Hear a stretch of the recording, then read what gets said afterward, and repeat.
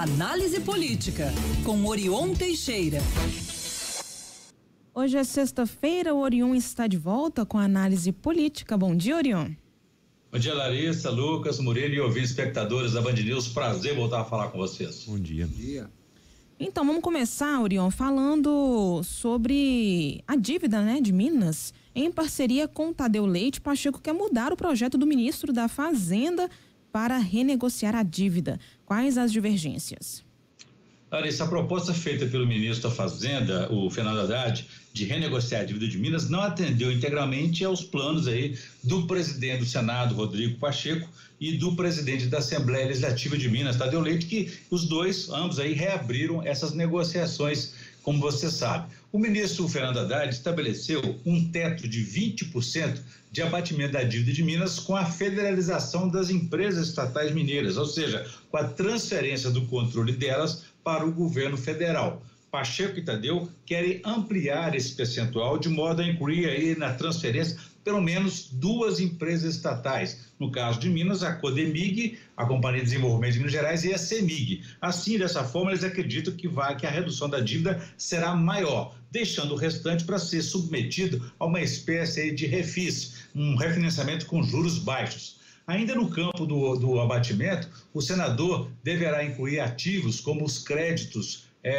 usurpados aí pela Lei Candir, que no caso de Minas somam magros 8 bilhões de reais após a tungada federal de mais de 100 bilhões de reais. Além disso, o senador Pacheco quer ser mais generoso nesse modelo de refis para os estados, baixando juros e promovendo descontos facilitadores. Outro ponto que deverá sofrer um revés aí nesse projeto de Haddad é que a vinculação que o governo federal pretende fazer com a redução do pagamento da dívida com a educação profissionalizante.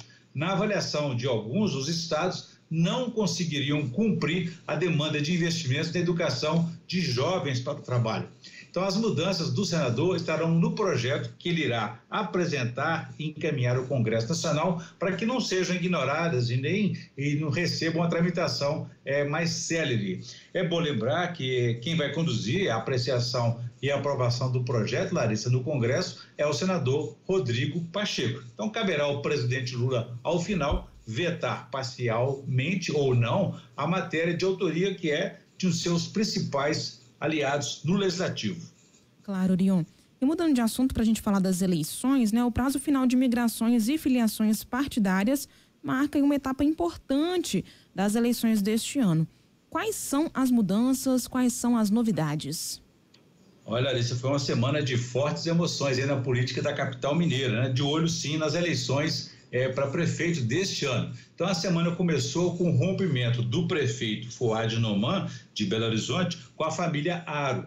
Desde terça-feira, todos os dias saem atos oficiais demitindo alguma pessoa ligada a Marcelo Aro, secretário da Casa Civil do governo Zema atualmente. Fuad fez uma opção ao ceder à pressão de lideranças políticas do seu próprio partido, o PSD, como o senador Rodrigo Pacheco. Com isso, 4 secretários municipais e outros 70 diretores e assessores, todos ligados a Marcelo Aro, foram demitidos. Agora, esses cargos serão preenchidos com aliados de Pacheco e de outros partidos, como União Brasil, o Partido Cidadania também, que passarão a apoiar a reeleição do prefeito. Essas costuras estão sendo feitas pelo próprio senador Pacheco e seus aliados. Hoje, como se sabe, Larissa, é o último dia para mudar de partido para quem deseja disputar as eleições deste ano. E amanhã, o último dia para a filiação partidária. A partir daí, define-se um possível quadro de disputantes. Quem não estiver afiliado a um partido,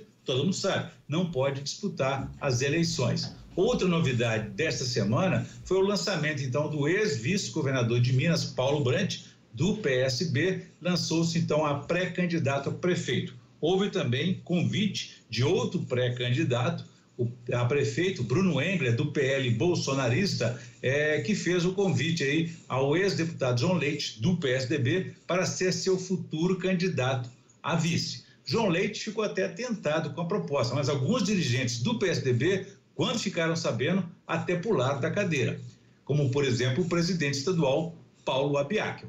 O deputado Aécio Neves, que toma as principais decisões políticas do PSDB mineiro, não se manifestou ainda, nem mostrou entusiasmo com a ideia de se associar ao bolsonarismo, especialmente na sua terra natal e no momento em que ele tenta se reerguer na política. A proposta, então, não deve prosperar.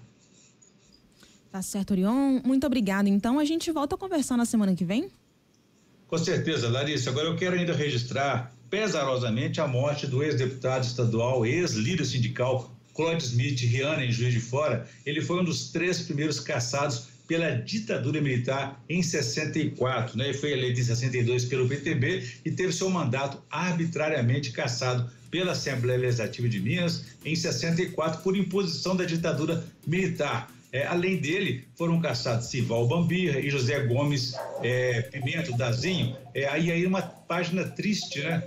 Uma triste página na história, que mancha a história de quase 200 anos da Assembleia Legislativa. Ele morreu, então, aos 103 anos de idade, como diria Bertolt Brecht, né? Foi um dos imprescindíveis, lutou a vida toda do lado certo da história. E por falar em ditadura, Larissa, eu também quero aproveitar e convidar os nossos ouvintes e espectadores para assistir amanhã o programa Entrevista Coletiva da TV Band, às 18h50. E domingo aqui na Band News, às 18 horas, quando iremos discutir os 60 anos desse pesadelo chamado golpe militar de 64. Um abraço a todos e façam um bom dia.